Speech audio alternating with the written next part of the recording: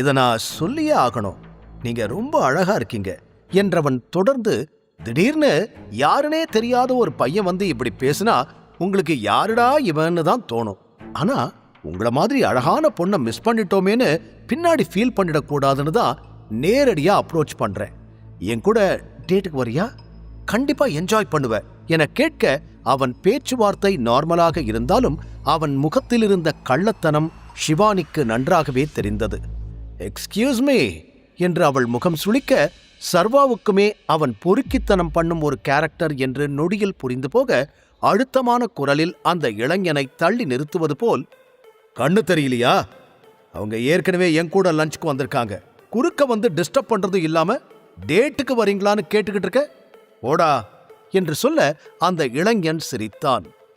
Hey come on pass, இவங்க இருக்கிற லெவலுக்கு நீங்க எல்லாம் அவங்க பக்கத்துல கூட வர முடியாது. ஐம் சாரி, நீங்க என்ன ட்ரை பண்ணி இவங்களை கூட்டிட்டு வந்திருக்கீங்கன்னு எனக்கு தெரியல. ஆனா கார்ஜியஸ், இவரை விட நான் பெட்டரா உங்களை பார்த்துப்பேன். will you join with me? நல்ல வாய்ப்பை மிஸ் பண்ணிடாதீங்க, அப்புறம் கண்டிப்பா ஃபீல் பண்ணுவீங்க என்று கேட்க, சர்வா எரிச்சலாய், ஏய் தட்டுனா தாட தரைக்கு வந்துடும், ஓடா என்று அடிக்குரலில் சீறினான். ஆனால் அந்த இளைஞன் அப்படியும் பின்வாங்காமல் எல்லை மீறத் தொடங்கினான். கார்ஜியஸ், உன்னை பார்த்தா நல்ல ஹை கிளாஸ் குடும்பத்திலிருந்து வந்த பொண்ணு மாதிரி இருக்கு. எதுக்காக இந்த மாதிரி லோ கிளாஸ் பசங்களை டேட் பண்ற? உனக்காக எத்தனை பேர் லைன்ல நிப்பாங்க தெரியுமா? நீ போய் இப்படி பண்றியே என்று கேட்க, ஷிவானியோ அவன் சொன்னதை கேட்டு முகம் மாறி போனாள். இப்ப நீ போக போறியா இல்லையா என்று சர்வா முடிவாக பார்க்க, அந்த இளைஞனோ ஷிவானி கையையே பிடித்து விட்டான். இவனெல்லாம் முகத்தை பார்த்தாலே தெரியல, அப்பம் பேர் தெரியாத பக்கா லோ கிளாஸ்னு. இவனை நம்பி இங்க வந்திருக்கியே, இவனால இங்க லஞ்சுக்கு கொடுக்கிற பில்ல கட்ட முடியுமான்னு கூட தெரியல என்று முடிக்கும் முன்பே அவன் கன்னத்தில் பளார் என்று அரைந்திருந்த சர்வா அதிரடியாக எழுந்து விட்டான். யாரென்றே தெரியாத ஒருவனெல்லாம் தன்னுடைய அப்பாவை பற்றி இழுப்பது அவன் மண்டையை மேலும் மேலும் சூடாக்க, எதிரில் இருந்தவன் சட்டை காலரை பிடித்து இன்னொரு பஞ்ச் விட, என்ன நடக்குதுங்க, எதுக்கு இப்படி போட்டு அடிக்கிறான் என்று சுற்றி இருந்தவர்களெல்லாம் வேடிக்கை பார்க்க ஆரம்பித்தார்கள். சர்வா அடுத்தடுத்து கொடுத்த அடிகளில் அந்த இளைஞனின் மூக்கு உடைந்து ரத்தம் கொட்ட, என்ன சொன்ன? நான் அப்பா பேர் தெரியாம வளர்ந்தவனா? உங்க அப்பா இப்படிதான் மத்தவங்கள பத்தி கேவலமா பேச சொல்லி கொடுத்தானா? சொல்லுடா, இப்படித்தான் சொல்லி கொடுத்தானா என்று கேட்டு கேட்டு மேலும் அடி வெளுத்துவிட, அவ்வளவு நேரம் திமிராய் பேசிய அந்த இளைஞன் சர்வாவின் இந்த ஆக்ரோஷத்தில் நடுங்கி போய் நின்றான். அவன் முகத்திலிருந்து வடிந்த ரத்தம் அவன் உடைகளை எல்லாம் சிவப்பு மயமாய் மாற்றியிருக்க, மேலும் சுற்றி இருந்தவர்களுக்கும் சர்வாவை நெருங்க பயமாக இருக்க, பின்பு ஒரு வயதான மனிதர்தான், தம்பி விடுப்பா, என்ன பிரச்சனையா இருந்தாலும் பேசுங்க, அடிச்சுக்காதீங்க என்று சொல்ல, பின்பே சர்வா நிதானமாக மாறினான். அவன் சற்று தள்ளி நின்ற ஷிவானியை திரும்பி பார்க்க, அவள் முகத்திலோ சர்வா எப்படிப்பட்டவன் என்று அறிந்து கொண்டதில் ஒரு தெளிவு தெரிந்தது. அவளுடைய ஆழமான புன்னகை சர்வாவை தடுமாற வைக்க, அதற்குள் அடிவாங்கிய அந்த இளைஞனுக்கு கொஞ்சம் வீரம் வந்து சர்வாவை எதிர்த்து தாக்க முயல, சர்வா சுதாரித்து அவனை பிடித்து பின்னால் தள்ளிவிட்டான். நடக்கும் காட்சிகளையெல்லாம் சிலர் போட்டோவும் வீடியோவும் எடுக்க ஆரம்பித்துவிட, அதையெல்லாம் பற்றி கவலைப்படும் மனநிலையில் சர்வா இருக்கவில்லை. திடீரென்று, என்ன நடக்குது இங்க என்று கத்தியபடி ஹோட்டல் மேனேஜர் அங்கு ஓடி வந்தார். அந்த இளைஞன் அழுதபடி, பாருங்க சார், எப்படி அடிச்சிருக்கான்னு, என் முகத்தையே நாசமாக்கிட்டா. இப்படிதான் உங்க ஹோட்டலுக்கு வர கெஸ்டை எல்லாம் ட்ரீட் பண்ணுவீங்களா என அழுகையோடு கேட்க, சர்வாவுக்கு அவனுடைய முதலை கண்ணீரை பார்த்து எரிச்சலானது. மேனேஜர் சர்வாவிடம், எவ்வளவு தைரியம் இருந்தா எங்க விஐபி கஸ்டமர் மேல கை வச்சிருப்ப என்று கத்த ஆரம்பிக்க, சர்வாவோ அவரை பொருட்படுத்தாமல், முதல்ல தேவையில்லாம எங்க டேபிளுக்கு வந்து என் கூட இருந்த பொண்ணுகிட்ட பேச்சு கொடுத்து பிரச்சனைய ஆரம்பிச்சது அவன்தான். அதோட என் அப்பாவை பத்தி தப்பா பேசுனதும் அவன்தான்.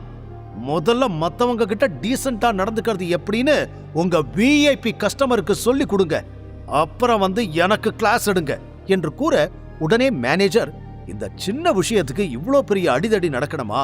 வாயில பேசிக்கிட்டு இருக்கும்போது நீங்க எப்படி கை நீட்டி அடிக்கலாம்? அது தப்பு, மரியாதையா அவர்கிட்ட மன்னிப்பு கேளுங்க என்று சொல்ல, சர்வா பட்டன முதல்ல அவனை என்கிட்ட மன்னிப்பு கேட்க சொல்லுங்க, நானும் கேட்கிறேன் என்று சொல்ல அந்த இளைஞன் திமிரிக் கொண்டு வந்து, ஏய், ஒழுங்கா சாரி கேட்டுடு, நான் யாருன்னு உனக்கு தெரியாது, நீ மன்னிப்பு கேட்காட்டி இந்த இடத்துல இருந்து உயிரோட போக மாட்ட என்று மிரட்டத் தொடங்க நிலைமை மேலும் மோசமாக மாறியது. பின்பு சிவானிதான் இடையில் வந்து, சார், தப்பு இவர் மேல கிடையாது, அவன்தான் என்ன ஹராஸ் பண்ணான், தப்பு தப்பா பேசினான், அது என்னன்னு கேட்கிறப்பதான் 2 பேருக்கும் சண்டை பெருசாயிடுச்சு என்று சொல்ல இப்பொழுது மொத்த கவனமும் சிவானி பக்கம் திரும்பி விட்டது. இவன் யாருன்னே எனக்கு தெரியாது, முன்ன பின்ன தெரியாத பொண்ணுகிட்ட வந்து பிரச்சனை பண்ணுனா அவங்க கூட இருக்கிறவங்க பார்த்துட்டு சும்மா இருப்பாங்களா? அதனாலதான் சர்வா இவனை அடிச்சாரு, அவன்தான் இவர்கிட்ட சாரி கேட்கணும் என்றாள். சட்டென விக்ரமன் கொடுத்த கார்டை எடுத்து மேனேஜரிடம் நீட்டிய சர்வா, இந்த கார்டை எனக்கு யார் கொடுத்தாங்கன்னு பார்த்துட்டு அதுக்கப்புறம் நான் மன்னிப்பு கேட்கணுமா வேண்டாமான்னு முடிவு பண்ணுங்க என்று கூற மேனேஜர் சர்வா கையில் இருந்த கார்டை வாங்கி செக் பண்ண அதிலிருந்த பெயரை பார்த்ததும் அவர் முகம் பேய் அடித்தது போல் மாறியது. அந்த கார்டில் விக்ரமனின் பெயர் இருப்பதால் சர்வா விக்ரமனுக்கு க்ளோஸான ஆள் என்று புரிந்து கொண்டவர் இதற்கு மேலும் சர்வாவிடம் பிரச்சனை பண்ணினால் தன்னுடைய வேலையே போய்விடும் என்ற பயத்தில் சட்டென திரும்பி அந்த இளைஞனிடம் கத்த ஆரம்பித்து விட்டார். அவனும் திடீரென்று கட்சி மாறிய மேனேஜரை திகைத்து பார்க்க சர்வா அவனை நிறுத்தி, முதல்ல உன் அம்மா கிட்ட போய் பொண்ணுங்களை எப்படி மதிக்கணும்னு கேட்டு கத்துக்கோ, கொஞ்சமும் டீசன்சி இல்லாம நீ பொறுக்கித்தனம் பண்ணிட்டு என்ன லோ கிளாஸ்ங்கிறியா? ஒருத்தன் லோ கிளாஸா ஹை கிளாஸாங்கிறது அவனோட ட்ரெஸ்ஸிலேயோ உருவத்திலேயோ இல்லடா, அவன் நடந்துக்கிற விதத்துல இருக்கு. இன்னொரு தடவை வேற எந்த பொண்ணு கிட்டையாவது இப்படி வம்பு பண்றத பார்த்தேன், அடி வெளுத்துடுவேன் என்று கூறிவிட்டு உடனடியாக அவனும் சிவானியோடு வெளியே வந்துவிட, சிவானியோ ஒரே நாளில் சர்வேஸ்வரனின் பல்வேறு பரிணாமங்களை பார்த்த வியப்பில் அவனுடன் காரில் ஏறி கிளம்பினாள். அவள் மனதில் என்ன ஓடுகிறது என்று புரியாமல் சர்வாவுக்கே குழப்பமாயிருக்க, இன்னொரு பக்கம் அவனுக்கு பசிக்க வேறு செய்தது. சின்ன வயதிலிருந்தே அவன் தன்னுடைய பசியை பெரிய விஷயமாய் கருதியது கிடையாது. இப்பொழுது பணம் கைக்கு வந்துவிட்டாலும் அந்த பழைய பழக்கங்கள் மாறாமல் அப்படியே இருக்க உடனடியாக வீட்டுக்கு கிளம்பிவிடும் மனநிலையில்தான் இருந்தான். இருப்பினும் சிவானி தன்னோடு இருப்பதால், ஆர் யூ ஓகே என தயக்கமாய் கேட்டான்.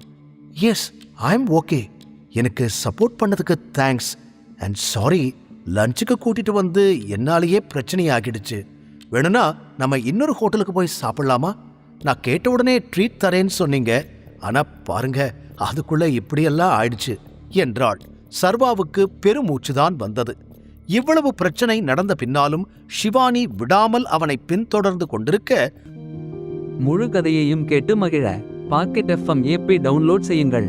லிங்க் டிஸ்கிரிப்ஷனில் கொடுக்கப்பட்டுள்ளது.